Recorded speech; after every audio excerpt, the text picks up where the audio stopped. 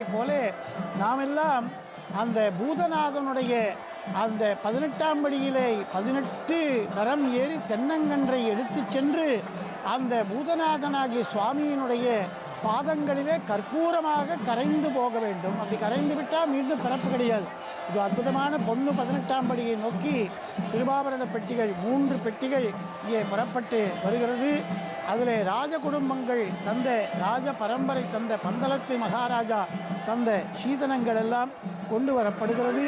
ராமனுடைய பிள்ளைகளான குச்சலவர்கள் அதிலே ஒருவன் குச்சநாபன் என்பவன், அவன்தான் கருப்பண்ண சுவாமியா ஐயப்பனுடைய 18ஆம் படியை காவல் காக்கக்கூடிய தெய்வமாக இருக்கிறார். லவன் என்பவன் தான் கொச்சுக்கடுத்த சுவாமியாக 18ஆம் படியிலே காவல் இருக்கிறான். 18 படி மேலே எப்படி சிம்மாசனத்திலே பட்டாபி ராமன் இருந்தானோ அதுபோல 18ஆம் படி கோவில் மேலே யோகபட்டம் கட்டி ஐயப்பன் இருக்கிறான். இந்த பொண்ணு 18 என்பது ஒவ்வொரு படியிலும் ஆவரண தேவதைகள் இருக்கக்கூடிய இடம். அதனால் ஒவ்வொரு படிக்கும் ஒவ்வொரு மலை ஏறும் பொழுது சூறைக்காய் உடைத்து கொண்டு செல்வார்கள். அப்படி சென்றால் வருடந்தோறும் செய்யக்கூடிய நம்மை அறியாமல் செய்த தோஷங்கள் எல்லாம் தீர்ந்து போகும். நாமெல்லாம் 3 விதமான வர்ண வேட்டி கட்ட வேண்டும், நீலம், கருப்பு, காவி என்று.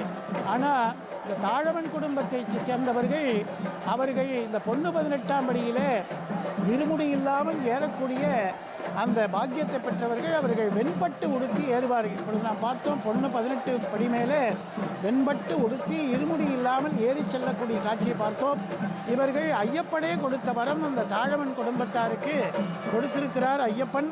அதுபோல ஐயப்பன் ஒரு குழந்தையாக விளையாடல் செய்ய சென்ற பொழுது கம்பங்குடி என்று சொல்லக்கூடிய ஒரு கிராமத்திலே ஒரு வயதான ஏழை தம்பதியர் தமக்கு சாப்பாட்டுக்கு வழியில்லாமல் இருந்த பொழுது ஐயன் அங்கே குழந்தையாக சென்றால் அதிதி சம்ஸ்காரம்னு வந்த குழந்தைய 18 படி தாண்டி அந்த குழந்தையை அழைச்சிட்டு போய் தான் வைத்திருந்தக்கூடிய கம்பங்கூழை கொடுத்து ஐயப்பனுக்கு படைத்தார்கள்.